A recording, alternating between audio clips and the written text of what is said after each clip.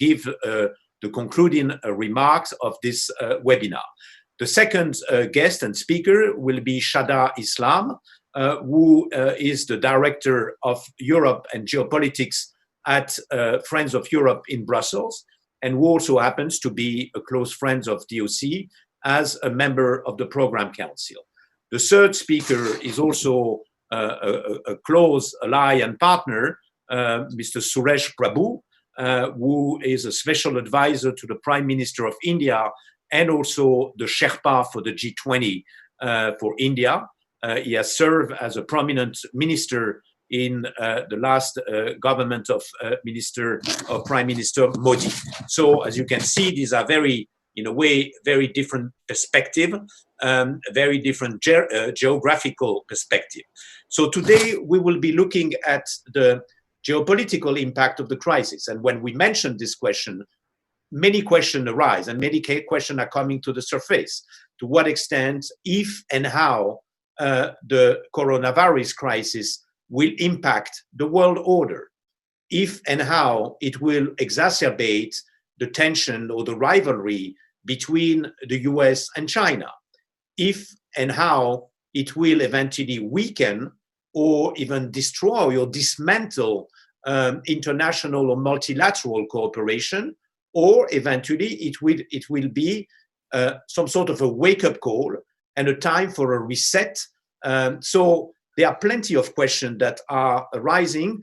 The perspective, in a way, is quite bleak. And I would like just to summarize, maybe the spirit and the fear, and that maybe would be the first question that I will ask you.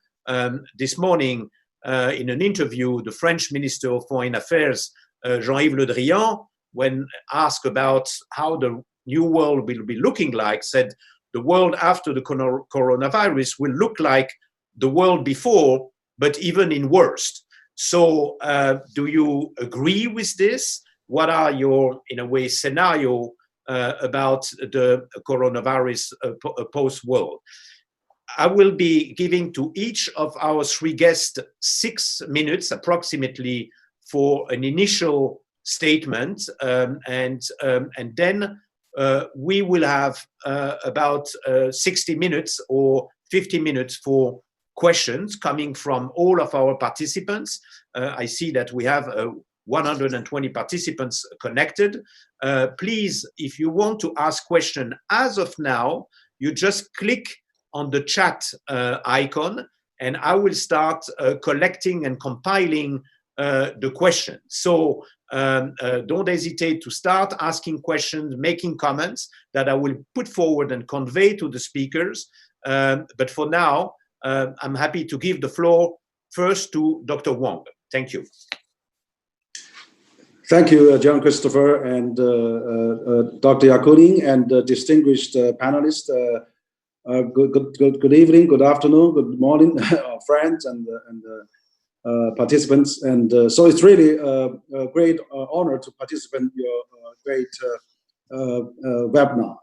What I can see actually now is that we are talking about global pandemic, but I think that this pandemic has never been seen in the history of mankind, of such magnitude, of such death and such devastating impacts, because that was never happened in terms of giving diseases like that, the scope of impact in the world.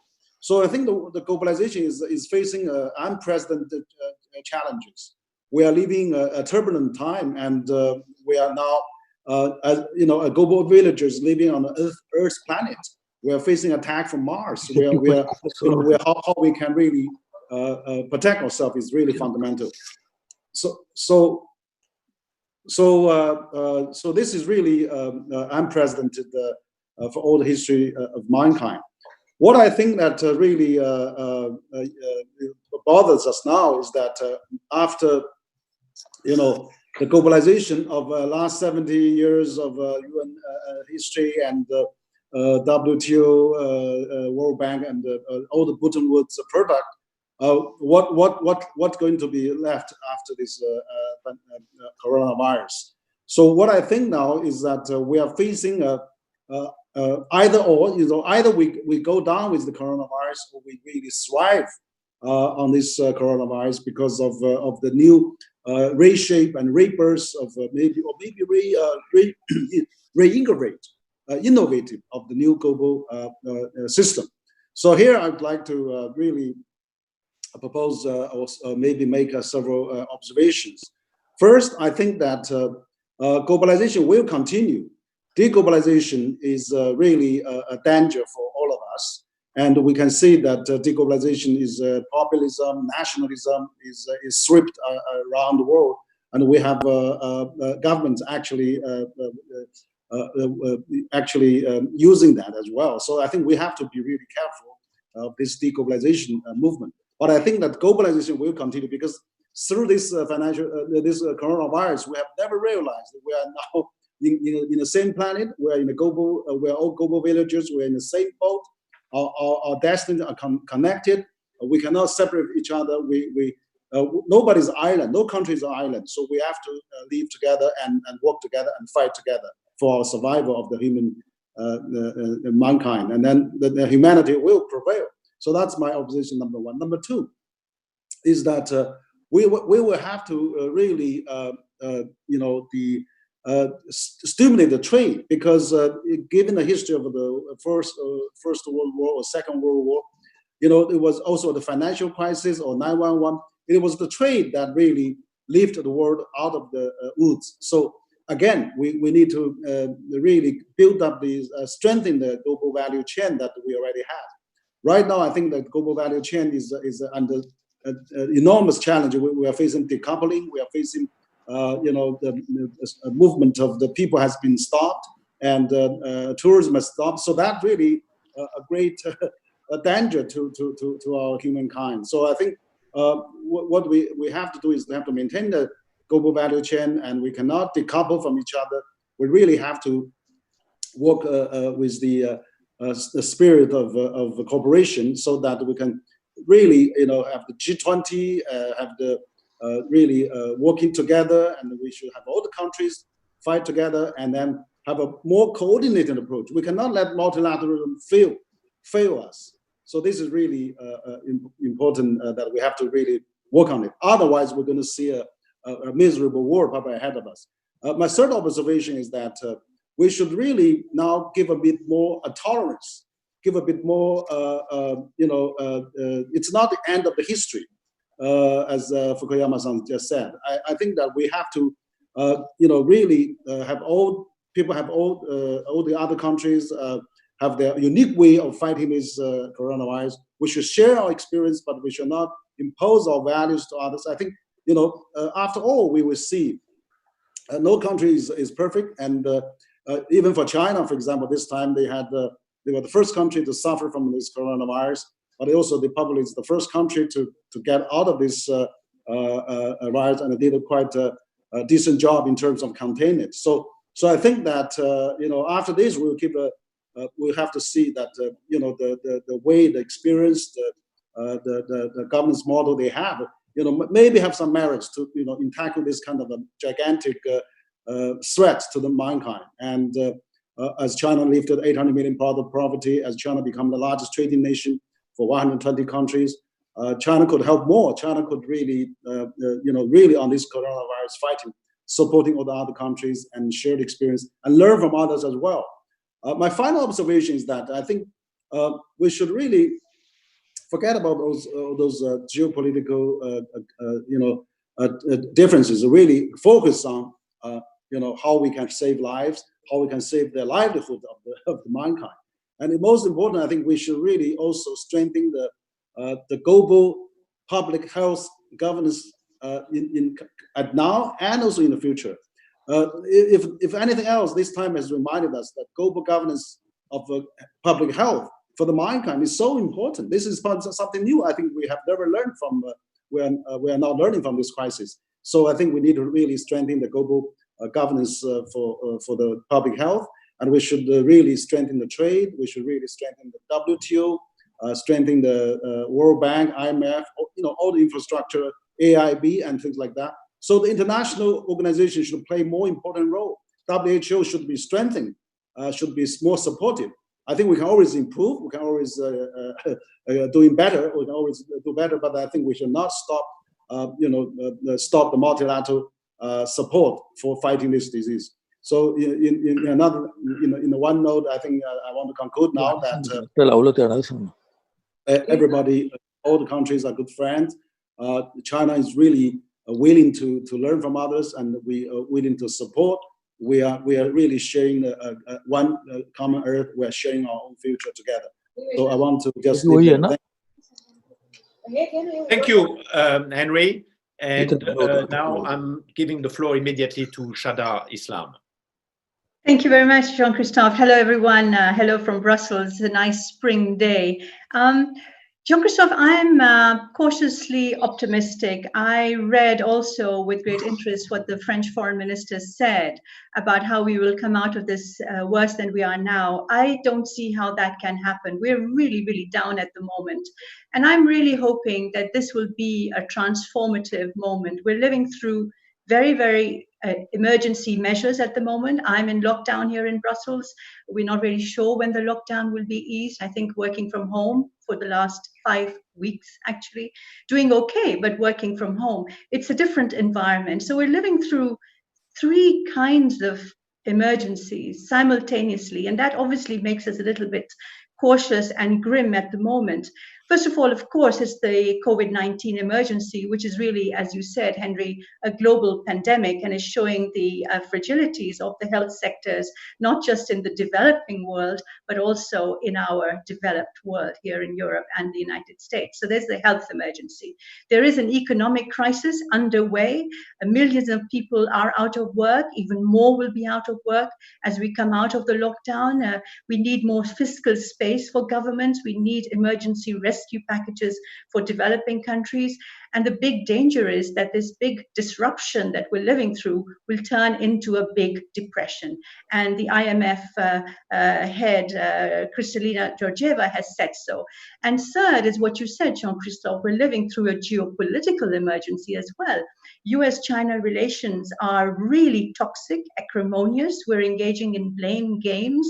And instead of working together, as Henry has said, we are actually not working together. We're trying to hamper international collaboration. And this is having a big impact in our hunt for the vaccine, in coming to the help of countries that need medical personnel, need protective outerwear, need masks. So we really need to get our act together. This is a moment for all hands on deck. And that is not happening for one simple reason. We are engaged in all kinds of geopolitical, great power competition. At this time, this is not the game to play. This is a moment to come together. And as Henry has said, there are several ways we can do this.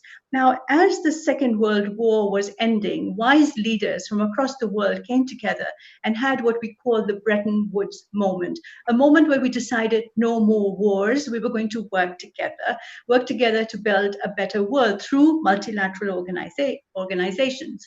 Now, what do we have at the moment? You know how interesting that the United Nations Security Council has not been able to meet to talk about this. They tried, but it did not work out. The WTO is fragilized because of competition between the US and China, the trade and tech war. We have the WHO, which is getting all kinds of criticism for being too close to China, for not being independent enough. So we have multilateral organizations that are fragilized. We have leaders across the world that are more into the populist game of winning elections or winning over public opinion than really caring for the nationals. We have a global infrastructure for health, which is extremely fragilized. And we have countries in South Asia, in Africa, that are really warning now that they need their debt to be forgiven. They need rescue packages. Millions of people are out of work. And what are we doing at the moment? We're just engaging in blame games and propaganda wars. I think that is not the way forward. My final point, Jean-Christophe, really is that we have to start thinking about the future, about the economic future, about the recovery. And there, once again, we need to work together. Economic nationalism will not lead to increased trade or investments. Putting up barriers, putting up export barriers or import barriers is going to dampen and deaden the economy even further. So we really need to get our act together now to start thinking, how are we going to have a global recovery plan? Who's going to be doing what and in what speed and when? Thank you. Thank you, Shada. I mean, I take from both of you a very strong call for strengthening and developing multilateral cooperation. I'm curious to know if, from an Indian perspective, you share those views. I also keep, this notion of the Bretton Woods moment, and maybe that could be one of the outcome of those discussions is how to revive this flame, how to revive this sort of visionary leadership that is needed to in this post crisis.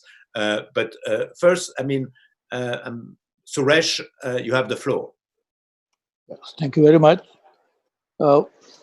As we are entering a very interesting phase of human life, which at least our generation has never seen before, and I don't think even past generations have experienced anything of this kind. We talk about Great Depression, we talk about World War, but I don't think anybody has really experienced anything of this kind. Even the World War had not affected as many countries as the coronavirus has affected. Therefore, it is truly a different kind of a global phenomena which we have to deal with. And as it happens, we can stop the war when the ammunition gets over. We can stop the war when the statesmen think that we need not go ahead with this.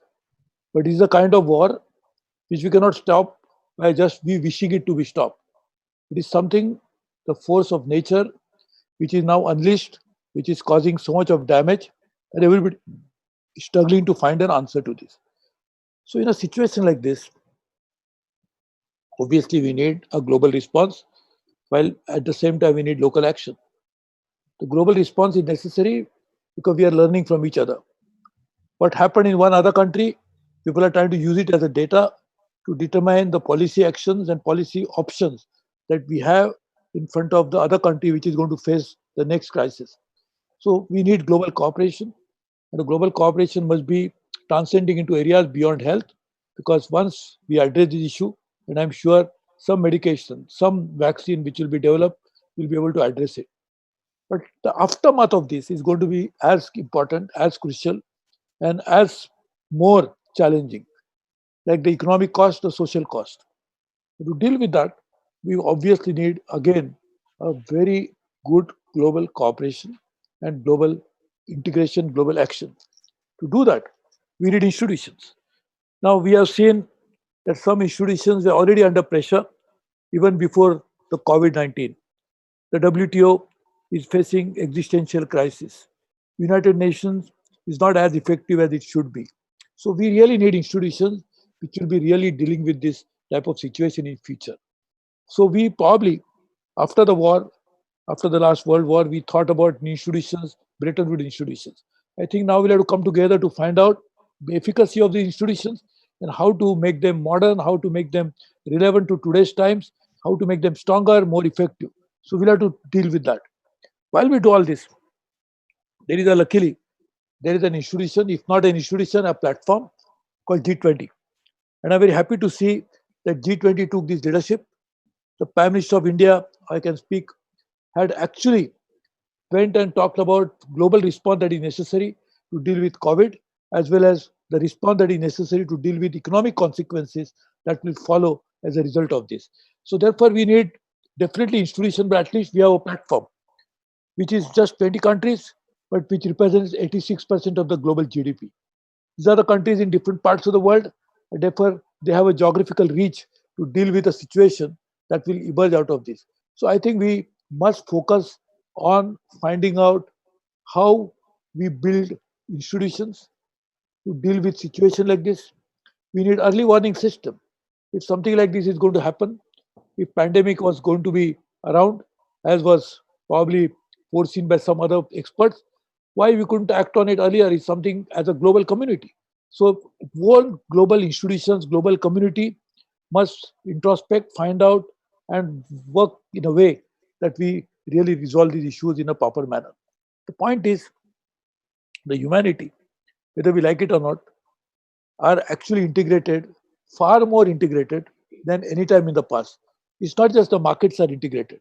but societies are also integrated in some form or other. The technology has made it possible that whatever happens in very far remote part of the world gets into your drawing room the same moment. So therefore, the societies are now, we are feeling the pain of a faraway crisis. So we are integrated emotionally, socially, if not necessarily economically and politically that much. So therefore, we must find out how to deal with human crisis of this nature, of this magnitude, of this kind, and what kind of a response we should think about it. So I really welcome this initiative. I know my dear friend Bas, who has been doing this great job for many, many years to bring communities and societies together. I am sure we'll work together to make sure that we avert the future crisis. We deal with the aftermath of this present crisis in a way that will reduce the pain of as many people as possible, and particularly the most vulnerable people in the poorer countries of the world. So thank you very much for the opportunity. As I requested you earlier, I need to leave, but I was very happy to participate in this program, and I'm really looking forward to working with such distinguished people who are part of this community. I can see so many of them joining in from different parts of the world. That itself is a strength that despite a crisis, we want to get together to address this issue. Thank you very much. Thank you, Minister Prabhu. Thank you for your statement and analysis, and we very much regret actually that you have to leave, but we have taken good account of what you told us, and so we will continue the discussion. Hopefully you can take part in a further event to the discussion. It's indeed very important also to remind that DOC, the Dialogue of Civilization Institute, has very strong roots and cooperation with India, and very pleased to work with the India Foundation that you are running together with other leaders. So thanks a lot. And so maybe we can start now the discussion. We have plenty of questions coming from many parts of the world. Actually, there are lots of questions, Dr. Wong, about how this crisis will affect also the Belt and Road Initiative, but also more broadly speaking, let's say China's outwards development. Thank you, John Christopher. I thought I shared all the previous speakers a lot of views that it's really we are facing this common threat. I think for China now that the globalization will be accelerated. I don't think we're going to slow it down, because one of the things I do think that going to impact though is this global value chain will suffer temporarily. I think because of the slowing down of the transportation, airlines, and everything, people-to-people movement. But this will be temporarily. But I think once we get over this coronavirus, probably once we had the vaccine developed, we'll really catch up, and we have some really much faster, much more stronger development. I think for China one of the good reasons that China can survive this coronavirus crisis, probably until now it's doing relatively better, is precisely China has all this great infrastructure. China has very good roads. China has a very good telecommunication, big data. For example, that China has a pinpoint where is the effects the cases are, where whether you are safe or not just by scanning your mobile, and then you can tell you are highly risk or not risk or really free to work. So that's really important. So I think that also infrastructure-wise as well, 5G and all this technology.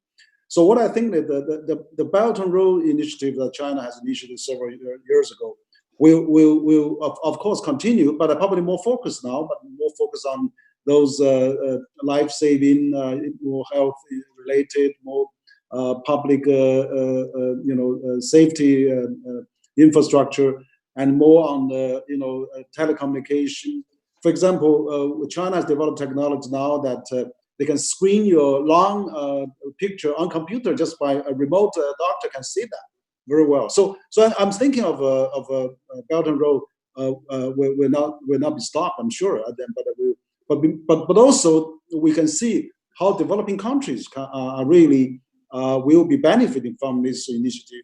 And also, we would like to propose, at least from our think tank point of view, that World Bank and ADB, AFDB, all the international development banks, plus AIIB, should work together on Belt and Road. So we should have an international consortia for some of the common identified projects, or have a kind of a system so that we can multilateralize Belt and Road. It's just not only China initiative. Let's make it a global initiative. I think also after coronavirus, the world is lacking stimulus, lacking a big project. And I think Belt and Road can provide a good opportunity for the future project to stimulate a world out of this great recession that's caused by coronavirus. Does that mean that, in your views, the Belt and Road could become some sort of the Marshall Plan of the coronavirus post-crisis? I would not say, well, Marshall Plan probably have a similar function, but Marshall Plan is a big, massive stimulating plan, investment plan to revive the world after the Second World War, revive, rebuild, reconstruct the world. So I think the Belt and Road already had quite a good foundation there. Let's focus a bit more now on Belt and Road, and then let's have a more international cooperation, participation from all the international agencies, international companies, multinationals, particularly international lending agencies. So if they can really work together, I think infrastructure revolution and infrastructure stimulus would be a major way getting out of this crisis. From China's experience, like in 2008, China has a 4 trillion RMB stimulus package, largely on the infrastructure. Actually, CCG, we have conducted recently a few webinars on new infrastructure, which will talk about 5G, telecommunication, big data, all those software online, and e-commerce, digital delivery, and all those things. So those new infrastructure are really needed to fight this coronavirus, and that will be for sure for the future stimulus recovery plan for the world if this rightly implemented. Thank you, Henry. Question now for Shada. One of them is coming from Dr. Frendo, who is a former Minister of Foreign Affairs in Malta, asking about can you assess the reaction from the EU? There were lots of talks that the EU was slow to reply, slow and in a way has failed to express solidarity among member states. There are also quite a few questions that in a way would be for both of you about this also rising issue or concern regarding democracy, human rights, and the traceability or the trackability with all those discussions that are revolving around this. So could you give us element of response about that? Thank you, Jean-Christophe. Yes, very, very willingly. I'll talk about Europe. But before I do that, I think I'd like to just come back to a number of things that Henry and Prabhu spoke about as well, if you allow, just to give my side of the picture. So I think we have to be very careful when we talk just about the Belt and Road initiative. This is not the only connectivity plan in the world today. It is an important one. It's got the most financial heft behind it. We all agree about that. And I think Henry made a point when he said, if it's done in the right manner, and I think there are lessons that China can learn from its past experience over the last 6 years on how to improve the BRI projects, how to be more transparent, how to be more aware of social implications, how to involve domestic civil societies in it. And I think, financial accountability, all of those things, if China's Belt and Road Initiative does evolve and becomes more of a multilateral initiative rather than China-sectored, then I think we are on the right path. But as I was saying, it's not the Marshall Plan. The BRI is loans, it's not grants, it's not the Marshall Plan. And there are other connectivity projects around the world, which I think are equally valid and equally valuable in this post-COVID-19 phase, especially. And Japan has its connectivity projects, the European Union has its projects, ASEAN, the Association of Southeast Asian Nations. And I do agree with you, Henry, and Friends of Europe has been saying this for some time. We need to multilateralize. We need to bring these connectivity projects, which are going in all kinds of different directions, lots of duplication, lots of wastage, bring them under one banner and have a kind of advisory body or a plurilateral agreement where we can actually define the norms and standards that are needed for connectivity. So if we agree to do that, and this is beyond the BRI, I think we are on the right path.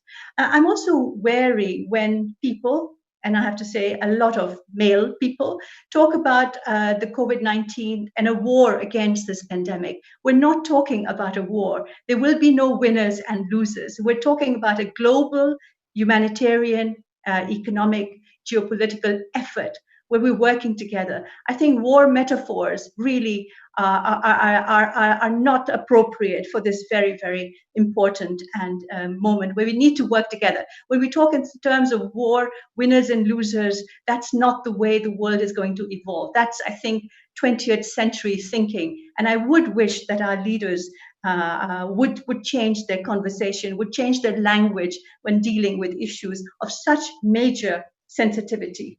And finally, before I turn to Europe, China's role in the recovery is going to be primordial. And this is why this talk of decoupling the economies and disrupting global supply chains. I mean, how are we going to rebuild these devastated economies, including in South Asia and Africa, if we're not going to be working together to remove barriers, not to reimpose them? And what's very dangerous at the moment, including in Europe, is this economic nationalism. Even with the export of medical equipment and outerwear and masks, there have been import restrictions, export restrictions. Countries have not been able to extend a hand until very, very recently. So I think we need to really transform the way we think, and the way we act will come with it. And so I would really appeal to everyone to start thinking more in terms of a global, collective, collaborative effort rather than a war that has to be won somehow. This pandemic will go away. There will be others around the corner. What we have to do is reinforce our structures so that we can cope and become not just resilient, but transformative in how we deal with these crises. Now, Europe, I have said so, and we are really hopeful that having learned the lessons of the first few weeks where we were slow in responding to what was happening in China, in Asia, we saw what was happening in China, and we did not take the necessary precautions. Our governments, our national leaders were really a little slow, if I could say that modestly, very, very slow in responding. And it was only very late into the journey of the pandemic, if you like, that Europe really woke up and started going into its own measures. And as I said, I'm in lockdown. Most of Europe is in lockdown. Now we're thinking of coming out of the lockdown. And solidarity between European countries has not been very, very strong. I agree with the foreign minister of Malta, the former foreign minister, when he says it's been a poor show of solidarity. Our governments have not acted as one, as a union.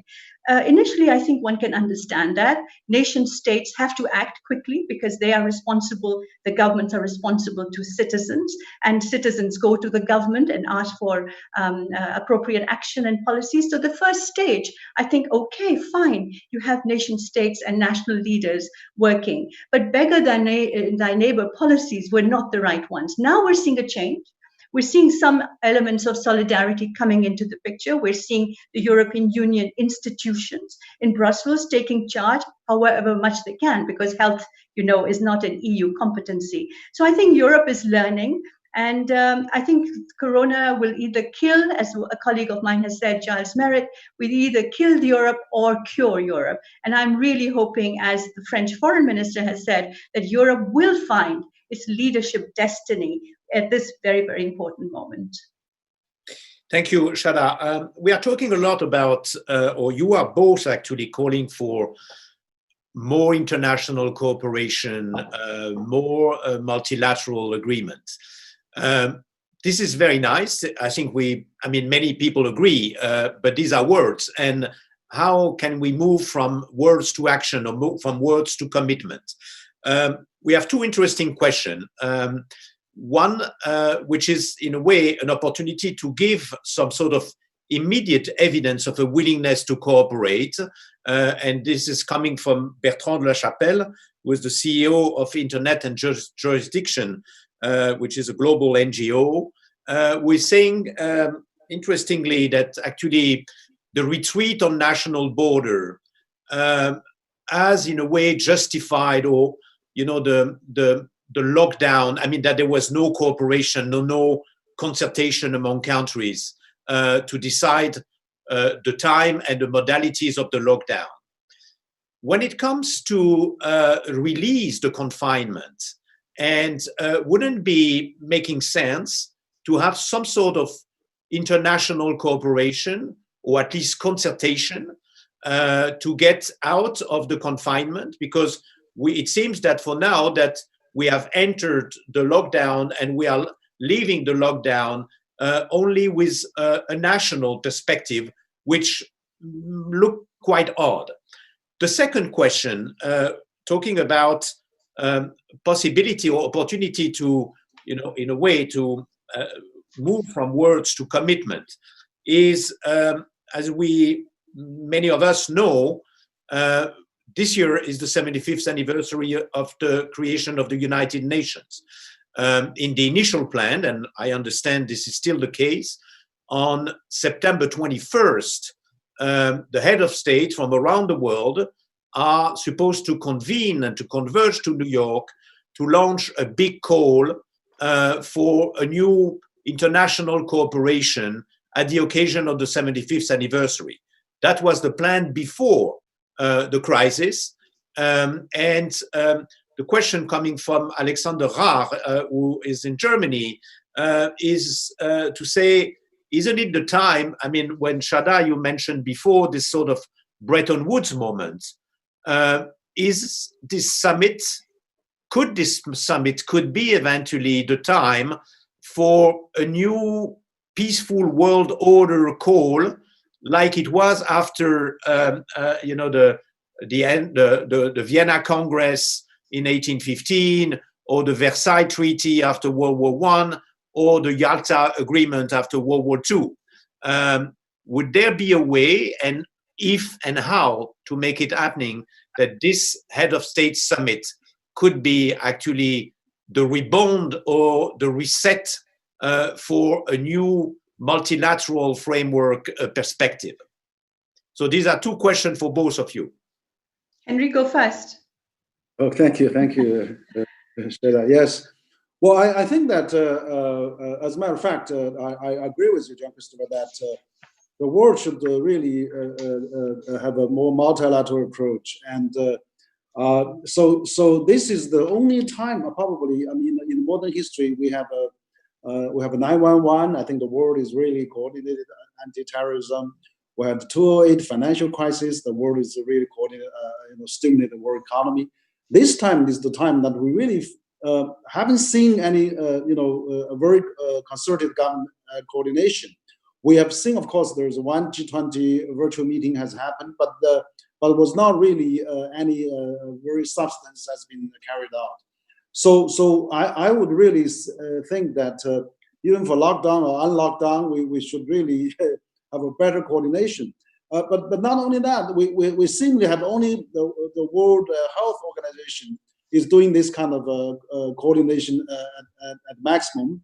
But then this has also been under threat because the funding is under threat. So really, I really felt that we should really put political politics aside and then concentrate on working together, particularly after this crisis or during this crisis. We build up our global public health, global governance system. And this is absolutely the most important job we should do. So this is the recommendation I can give. I think I understand that the G7 is having meetings probably every month, but why can't G20 have a meeting every month? Why can't WHO calls for international health minister meetings every week? I mean, we should have better coordinating efforts on that. You are right. I mean, even national security of the UN can't hold one meeting. How can we really coordinate the world together? So this is really something we politicians probably of all countries should think alike and then put the safety and health of the mankind in first place. Second, on your question about UN 75th anniversary, I agree with you that we are now really chaotic situation without coordination. Every country does its own conferences and things like that. So the world economy is going down the hill, and then we probably have a much large casualties on the in addition to the pandemic crisis. So what I think is that I think United Nations Security Council should immediately have meetings. UN General Assembly should have its virtual meetings as well. G20 should have a regular meeting. Trade ministers and health ministers should meet immediately, and then also like think tanks and should also work together, put different proposals. So it's really with concerted efforts of every country and also NGOs, people to people friendly, twin cities, provinces should all really work together. We need all level, multi-level approach. I think that's the way to get out. But I think I still pin hope to the UN because after all, this is the only product that we have after Second World War, and then this is the only thing that really coordinates the world. We should safeguard it, we should uphold it, we should strengthen it, innovate it, and improve it. Jean-Christophe, I wish that would be the case. In September, I wish, Henry, you and people who hope for some defining moment will be there. But when I talk about a Bretton Woods moment, I'm not just talking about the politicians we have today. There is a general lack of wisdom. It's my country first policies, and the September meeting will be just before the United States elections in November, presidential elections as well. So when we have at the moment really a leaderless world, which can be a good thing, a leaderless world, if other people can, sort of work together, as Henry is suggesting, that would be brilliant. But at the moment, we do have a vacuum. Europe could fill the breach that has been left by the United States, but doesn't really have the solidarity within and the unity within to take that spot now. It could happen in a few months or years, but at the moment, we are lacking the heft we need, the financial heft, but also the political heft at the moment. But I think what we will have to do is come together and revise the way we operate. Now, some of the things that Henry has said are very important. For instance, we focus a lot on states and we talk a lot about great power competition. But as we're seeing in today's world, dealing with COVID-19 is bringing together countries that have actually small countries that are not considered the world's great powers. I'm talking about New Zealand, Korea, I'm talking about Taiwan. Hong Kong is doing a good job as well. So the focus is not just on how US, China, or Europe are handling things. Germany is doing rather well as well here in Europe. So there are countries that have the potential to come out and work together, but they're being sort of sidelined by the great power competition games that our politicians are playing, but also I have to say our media is playing as well. So I'm hopeful that there will be a revision in people's minds about the importance of states. If you look at the United States, for example, how the governors of states are standing up to some of the rather ridiculous instructions, if you like, that are coming from Washington. You look at cities across the world, cities are proving that they are in the hands of very capable mayors who are often in disagreement with the nationalist politicians. So we are seeing power that is being used in a different manner. And that's where I think the Bretton Woods moment will have to come from pressure from below on leaders, which are not just national leaders, but also perhaps state leaders.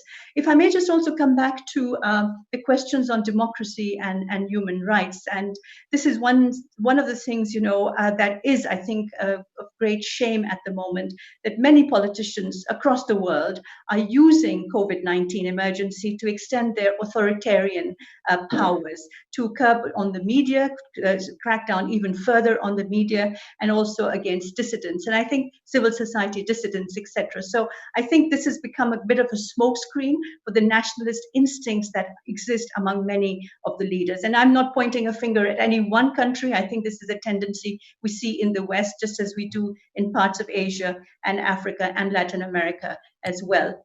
And finally, your point about exit strategies, and you're absolutely right. We went into the lockdowns in a rather ad hoc, chaotic, confused manner. Could we come out of it in a more coherent and consistent manner, at least across Europe and other parts of the world.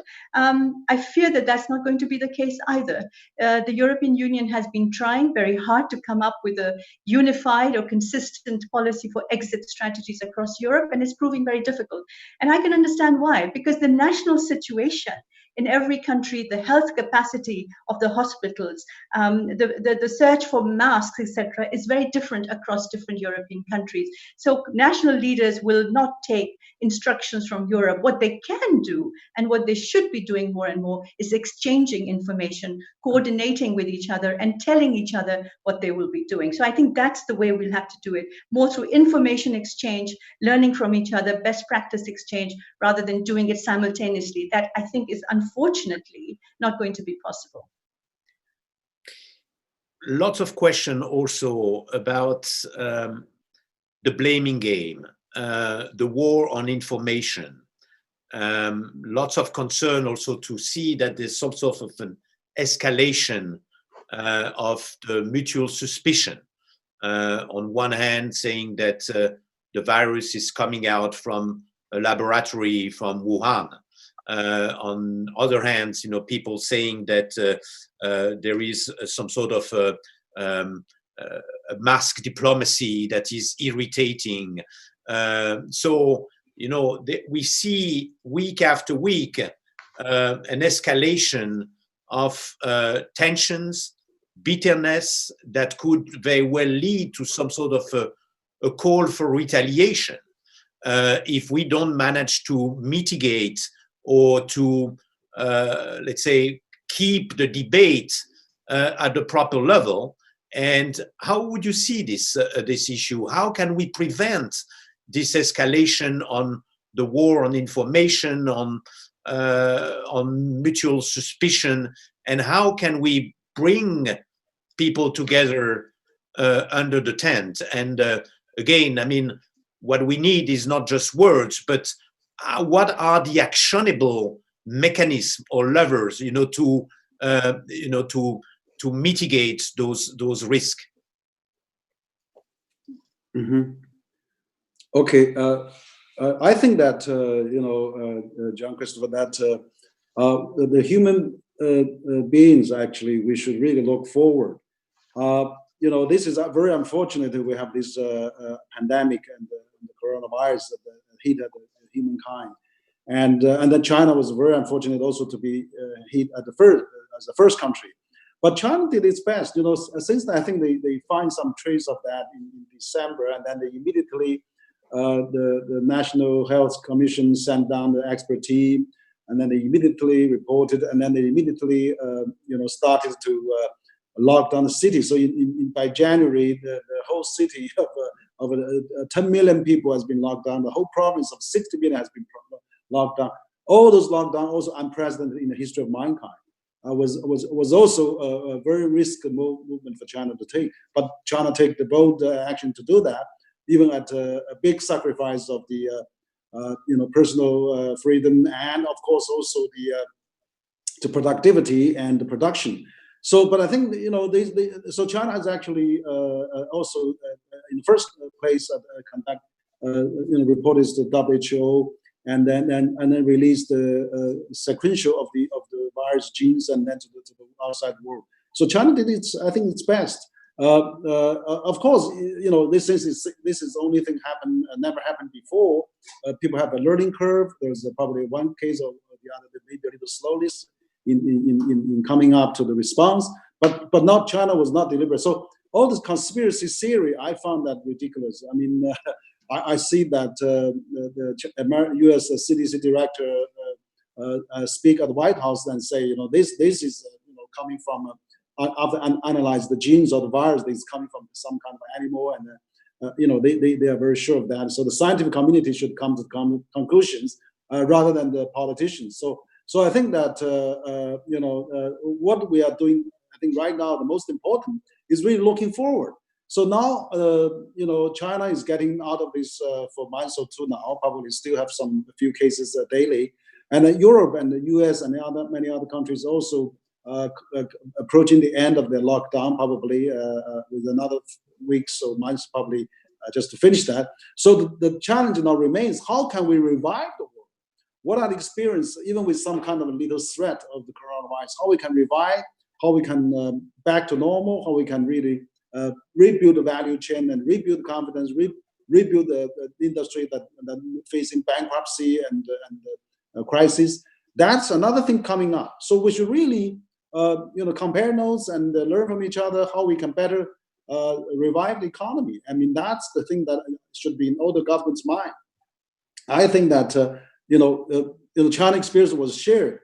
China has locked down cities. China has built up temporary hospitals. China has have a social distance. Now it's widely practiced, because China has gone through that. China successfully contained that, and a lot of countries has also used the China experience. But I think now what we are trying to do is really how we can avoid this going down of the world economy.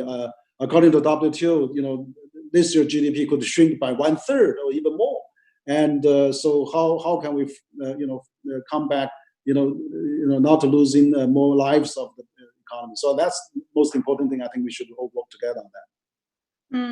Jean-Christophe, this pandemic has brought out the worst in us, but also the best in us. I mean, the best, we know what is happening, individual, collective, group solidarity, people going out to help each other, people connecting online, people helping the elderly. So it's really bringing out the best in many of us, a sense of solidarity among citizens and civil society that sometimes our national leaders are not showing. But it's also bringing out the worst in us. And I have to say, one of the saddest things is not just the authoritarian creep that I talked about a minute ago, but also these conspiracy theories, this battle of narratives, this allegations of mass diplomacy on one side, and you started it first, no, you did it first.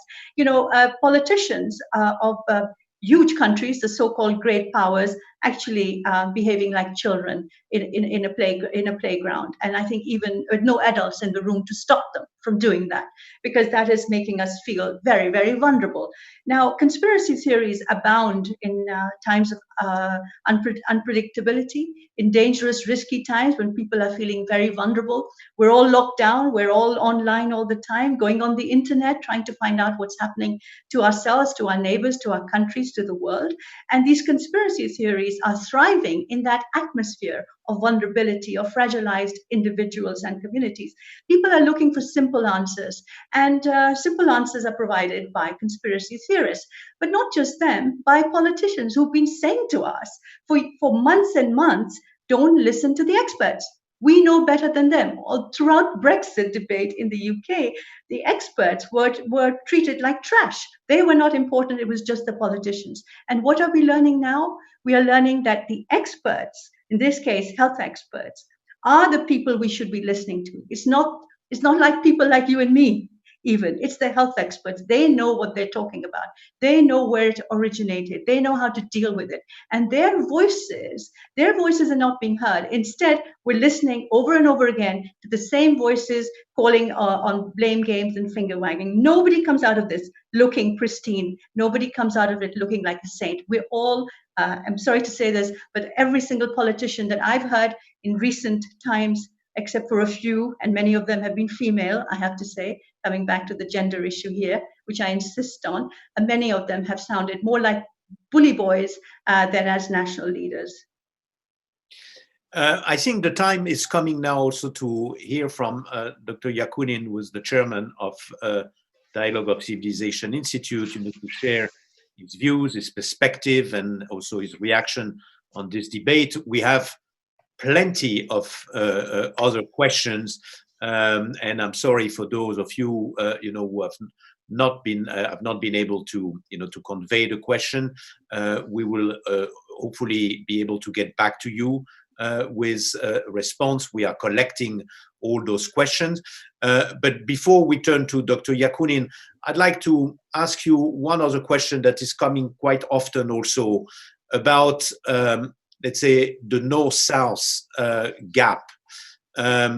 Evidently, the rich countries will be able to, in a way, absorb or digest the crisis from an economic perspective. We see here and there tremendous rescue plans, and that in a way will help the transition or to ease, let's say, the economic recovery.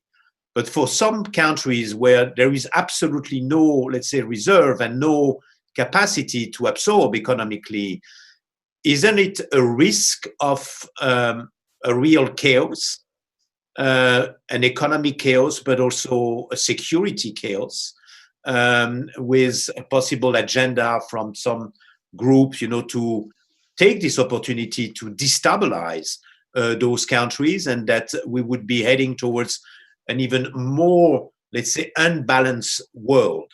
I think this is quite an important issue. We don't know yet exactly what will happen in the next few days or weeks in some part of the poorest countries in the world.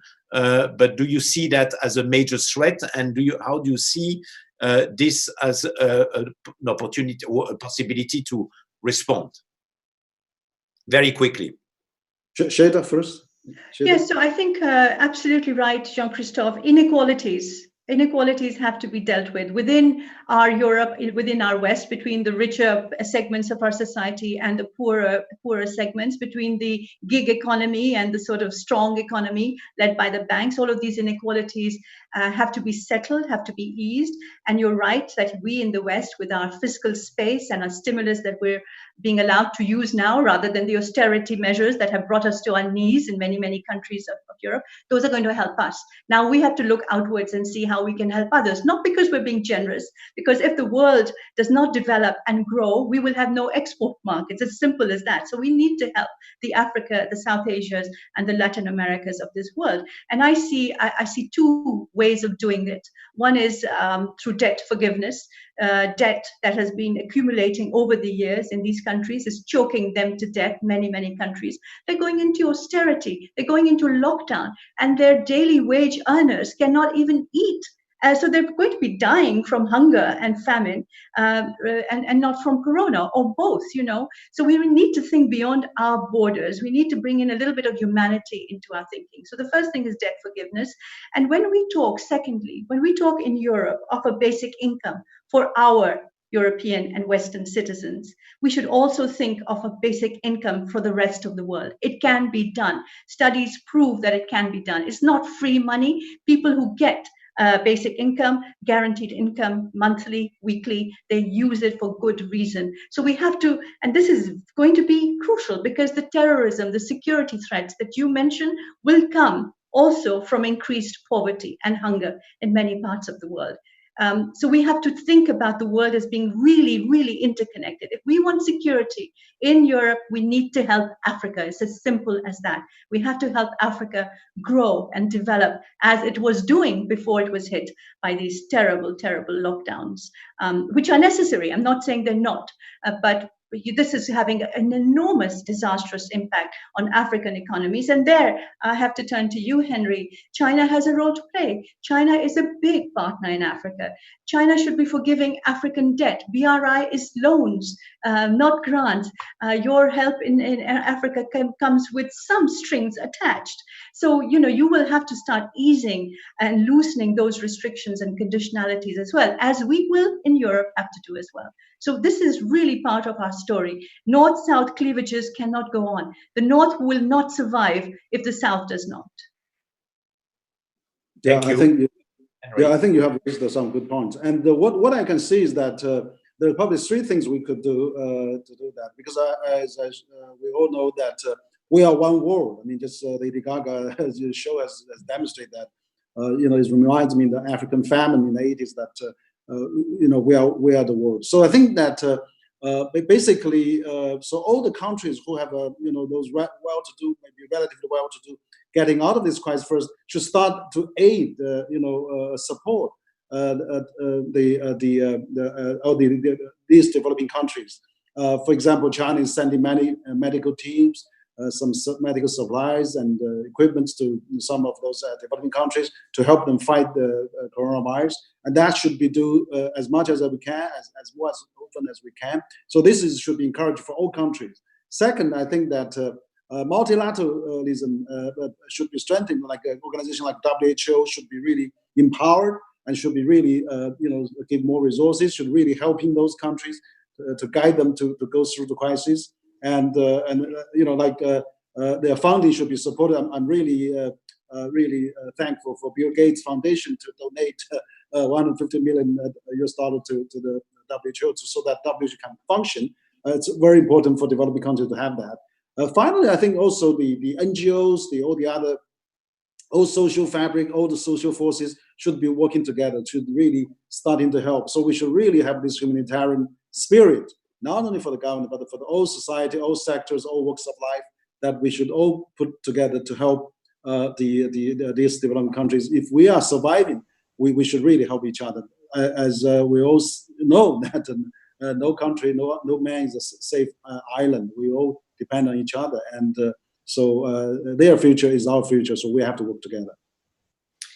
Thank you. Thank to both of you actually for this extremely rich and also very frank discussion. The time now is coming to turn to Dr. Yakunin to share his perspective. Just let me mention two information. One is next week on April 29th, we will have the third seminar, part of this the global pandemic, the way forward, and we will be looking this time next week on the implication or impact on society, way of life, culture, and civilization. So this will be, of course, another very interesting exchange with speakers from different parts of the world, from Russia, from India, from Europe, and so please register for this. One last piece of information, because we have mentioned several times the United Nations and the summit in September. The Dialogue of Civilization Institute has launched last week a global consultation on the future of international cooperation and the future of the UN. You can find all information on the website, and so we are asking people from all around the world to contribute ideas about how to improve, how to reform, how to reinvent the United Nations that we need in this very specific context. So this is time also for everyone to voice their concern, to voice their views, and we have already received hundreds of feedback from all around the world, and we're very keen in a way and working very closely with the Secretary General's office in a very privileged way to contribute the feedback and input at the time of the UN declaration by the head of state. So thanks again, and I'm very happy to turn to Dr. Yakunin, the founder of DOC and the chairman of the board. Hello, everyone, and thank you, Jean-Christophe. After all this additional information, it is difficult to, to collect the minds concerning the discussion, but I would like to praise the efforts of our speakers during this webinar. And I also was following the questions which could not be answered, all of them, but I will pick up with something, to my mind, very essential to this webinar. This is webinar of DOC Research Institute, Dialogue of Civilization Research Institute. And we are proud to state that through the history of Dialogue of Civilization, whether it was World Public Forum or DOC, we were always promoting the ideas of solidarity and equality of the nations and civilizations. What we are talking, or not only us, many experts are talking now about lack of solidarity, lack of, equality. I'm not going to give some examples of a dramatic scale when inside Europe, some country can close the border and stop the, shipment of medical equipment. Shada, you know that better than myself. And this is not reflection of solidarity at all. So we can continue that. But instead, we need to concentrate on the basic values which promote the idea of solidarity, equality, and development of new relations. To my mind, what we were talking today is the fact that we already are living in somewhat different world. It is not the world after pandemic. We are already in this new world. And it is absolutely high time to consider. Shada, I was shocked. You said exactly what I was meant to say. Can you imagine that me permitted a kid to the locomotive driver's seat to drive the train? It is not possible.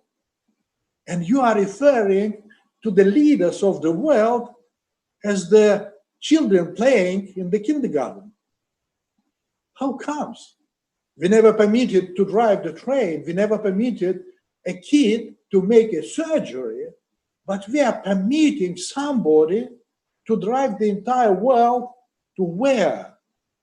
So to my mind, the answer to the question whether this meeting of global leaders will be fruitful or not depends on the ability of even this generation of the politician to understand their responsibility. They cannot do much, but at least they can do something.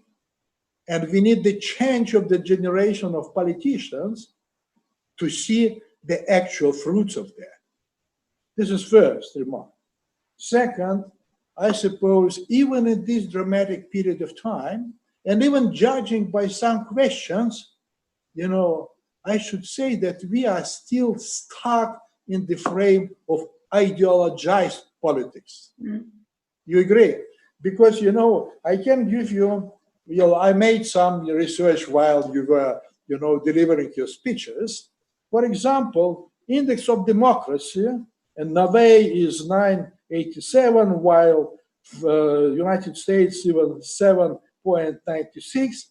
Russia is 311 and Iran 238.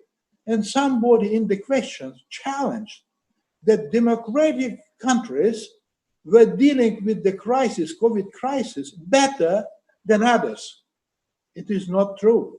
Irrespective of east or west, south or north, this virus hit the population dramatically. And if we consider the results, or actual, not results, but nowadays situation, we can see that Iran is hit very dramatically. But Iran was deprived to buy medical shipment to help their people. I'm not, discussing why, but that is sanctions. While the best, example of democratic country, United States of America, are suffering tremendous losses of lives. So it is not democracy, autocracy, or something like that. That is the quality of political system as a whole. And we should understand that just trying to close our eyes, not to recognize this, we will never find the way how to face future challenges which humanity will have in front of it. And some very important to my mind conclusion, because of your beautiful remarks, I suppose that institutions, not only politicians, appeared not able to tackle this crisis properly. And this is the lesson we should learn immediately. Then, reasonable and very serious experts like you, I'm mentioning Kissinger and William Hague, they were talking about solidarity, they were talking about this kind of activity. That were old-style politicians. Why the younger politicians, younger generations, are not able to see the substance of the difficulties? Because they were taught like that. And that is the problem of education, not only political education, but as a whole education system. So, you know, since the virus is not tackled yet, I suppose we will see more dramatic development in the world, even now.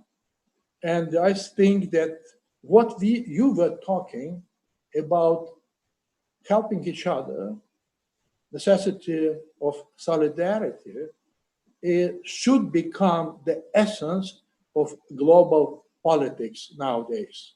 We are talking about globalization, and Professor Wang assured us that globalization will continue. But may I say, it should be absolutely different type of globalization. Not globalization of domination, but globalization of solidarity in front of the enemy, which is dangerous to entire humanity. Thank you. Thank you, Dr. Yakunin, for those words of also wisdom.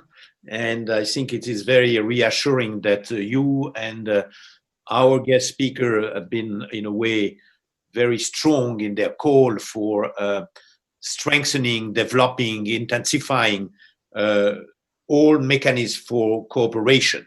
This will be probably the key priority in the months to come, and this will be also the responsibility for everyone. Indeed, this is one other major, let's say, call or lessons from this exchange, is that this is not just the matter of government and official voices, but this is now the responsibility of everyone. And I'd like just to remind what we had a very interesting discussion a few weeks ago by the new Program Council of the Dialogue of Civilization Institute. And there was a very strong voice, to call for a new internationalism or a new supranationalism. This is a unique moment in time where indeed we can go one route or one other, and the future of humanity will be very affected by the way we have the capacity to mobilize resources and energy. So thanks a lot, and we certainly want to continue the conversation with you, Shada, and you, Henry, and also with all of our guests. We still have more than 110 people, so we have lost only 10 after 75 minutes, which I think shows that you have managed to get their attention. Once again, apologies for those who have not received responses, but we will get back to you. And keep in mind, our rendezvous next week on the 29th for the third of this webinar series. Thanks again to our guests and to our audience, and we'll be in touch very soon. Thank you. Thank you. Thank you. Thank you.